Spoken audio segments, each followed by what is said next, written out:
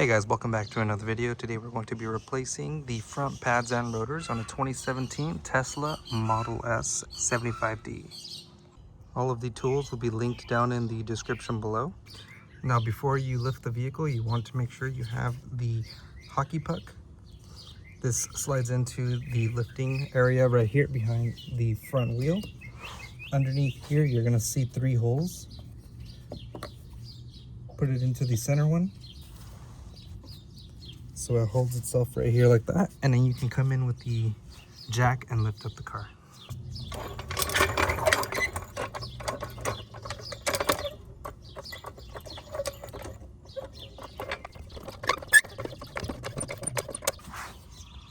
Remove these caps from the wheels. Now sometimes they might not be this easy to remove. It might be a little stuck. What you can do in that case is come in with like a pry tool or something plastic to pry on it and use your other finger to pull it out. There is a special little tool that you can use. It's like a little prong type that comes in and grabs the edges and helps you pull it out a lot easier. If you don't have it, you can come in here like this and just pry it out. There's a 21 millimeter for the lug nuts.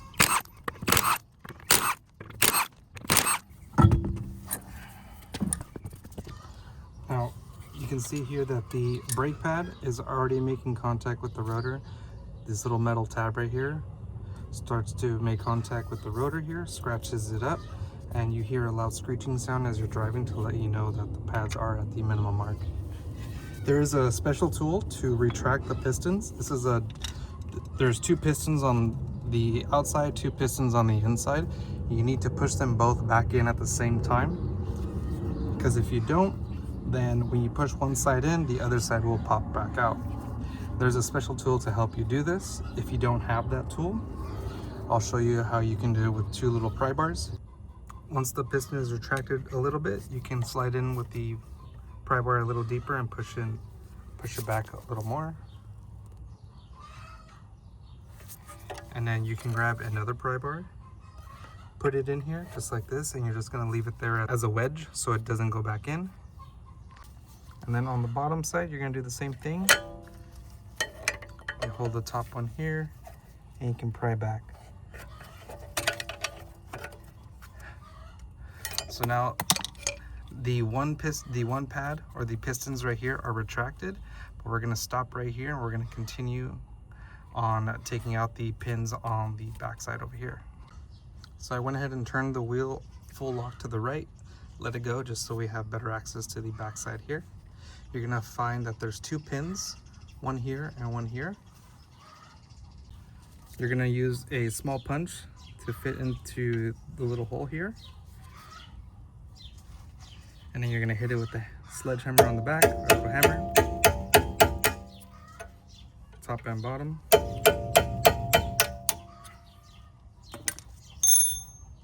Now on the bottom here, you can push in on this metal retaining clip. That'll allow you some wiggle room to pull out the pin the rest of the way. That clip will come off, and then with that clip missing here, the top one comes off just like this. So now that you have all the hardware removed, before we slide the brake pads out, you want to press in the pistons on this side right now, because right now only the left side is loose. This side is still being held on by the piston. But if we were to just push this in like this, the pistons on the other side start to come out.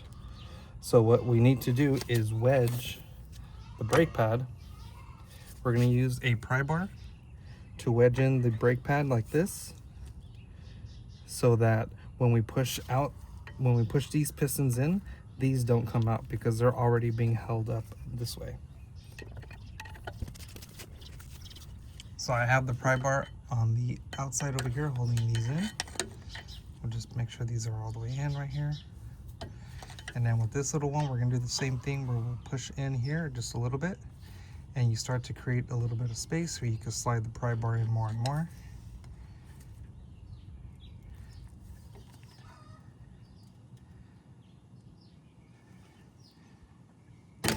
just like that. So now both sides are compressed all the way, and now we can slide out the brake pads.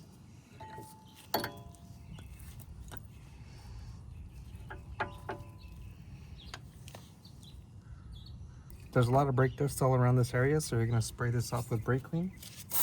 Make sure you have a container, make sure you have something underneath to catch all the dirt that's going to fall down, because this will dirty your floor.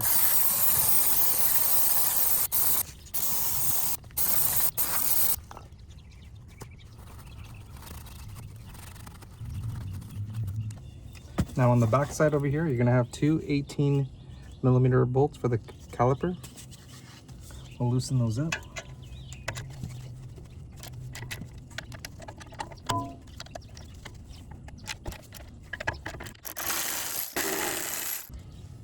Now before you remove the caliper, you want to use a hanger for the caliper, because you don't want it resting on this brake hose right here. You can damage the brake hose. So this is how you want it. You want the hanger going through one of the ears of the bolts you just removed, hanging up on the top side over here of your upper control arm. And this way, the brake line is not having tension on it. Now before we remove the rotor here, we have a T45 screw we need to remove.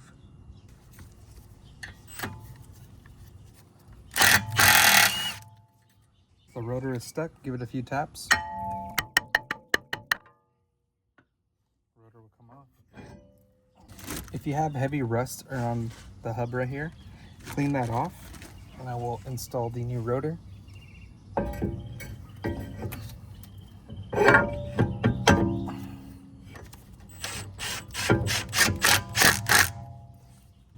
Now we can swing the caliper back around.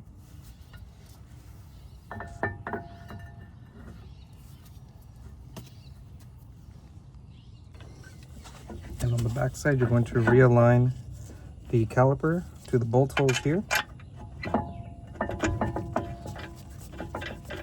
Start one, and then that'll align pretty much the bottom one.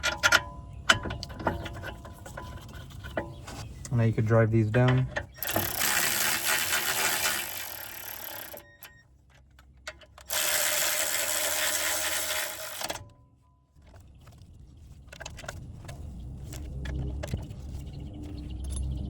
We're going to be putting on Brembo brake pads.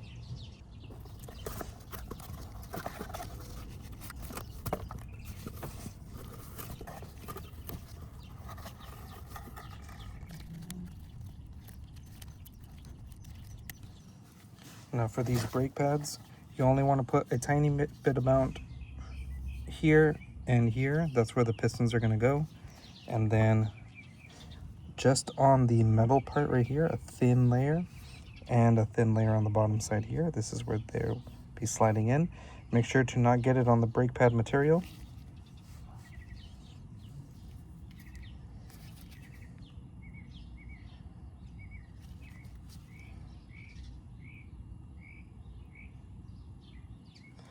Just like that, thin layer.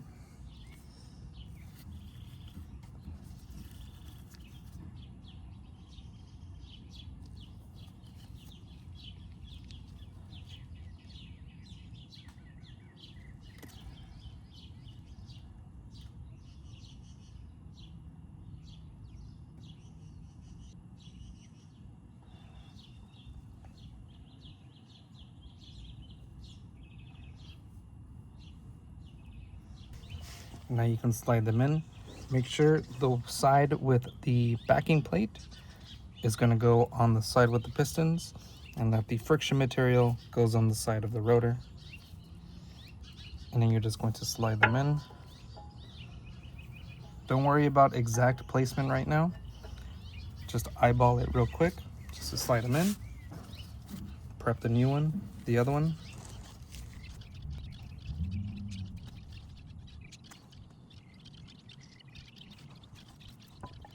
If you're going to reuse the old hardware and pins, just make sure you clean them up pretty good. I have new hardware here for the pads and rotors. You get 2 pins and the retaining clip here. You get one for both sides. The kit comes with the left and the right. Now first you're gonna just start the pins here. Just get them started. You're not gonna go all the way through like that.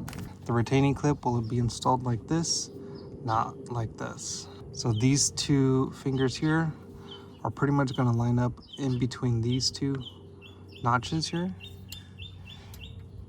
The first one will be easy because there's no tension yet. Once this one's in place, you're gonna need to hold it by hand and bring it down like this. This is when you'll start to build tension. And you need to push it past the point so that the other pin can start to slide in. You can use your flathead screwdriver or a pry bar to push it in here like this.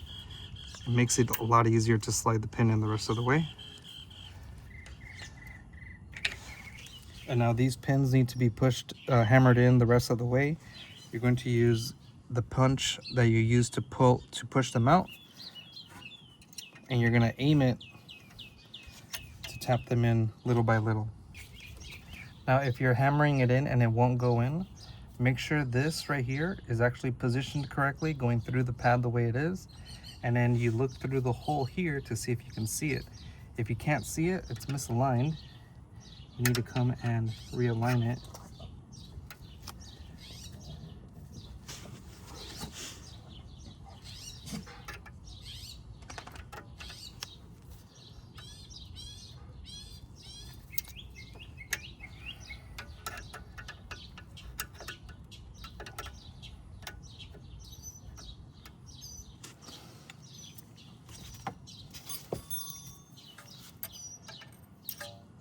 And you'll tap in again.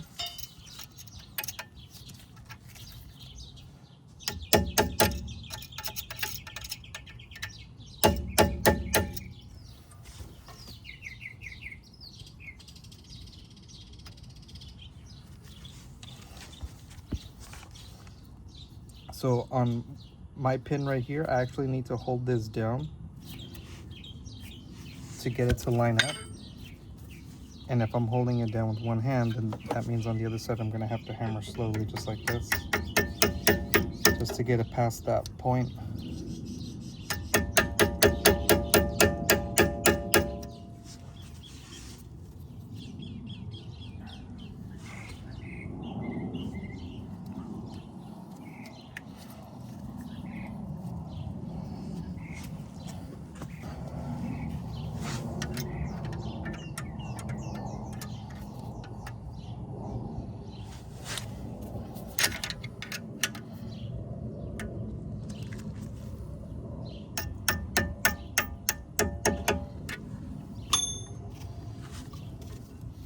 Now that I got it through the hole here, and I can see it starting to come out over here, I'm gonna hammer it the rest of the way.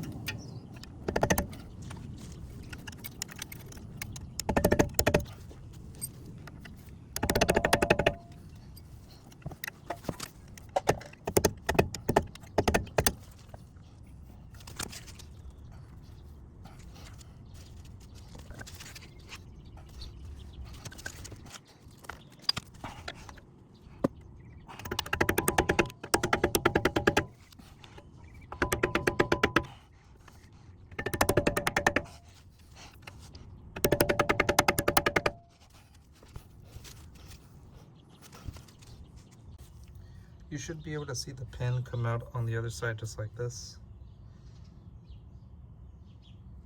And then this is how they look when they're fully inserted on the back side. Now I'm gonna go inside and press on the brake pedal. The thing with Tesla braking systems is that they're very sensitive because they're electronic. So you don't want to press on the brake pedal and basically put it all the way down to the floor. The sensors will detect that there's something wrong. You'll set a fault for the braking system, and then you'll have to take it into the dealer to get it cleared. So you want to press on the brake pedal slowly. You don't want to go all the way down either. It's just small little brake pumps. It's going to be like just very little, let go, just very little, let go, very little, let go. And the reason why you want to do that is because it's going to detect if your brake pedal travels really far before any resistance is felt. And if you go too far, then you'll set the fault because the car is going to think something's wrong. So just small brake pedals and then let go. I'm going to leave the camera here so you can see the brake pads compress.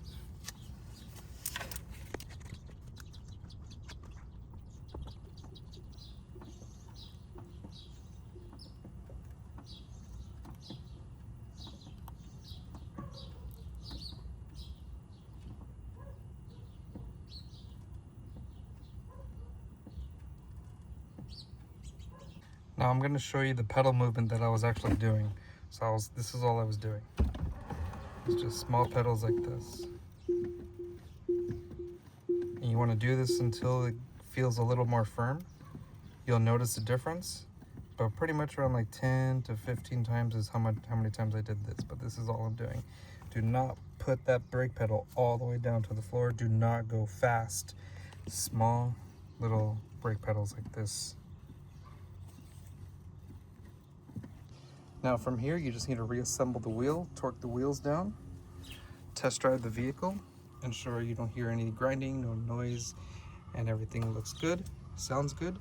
The passenger side is going to be done the exact same way.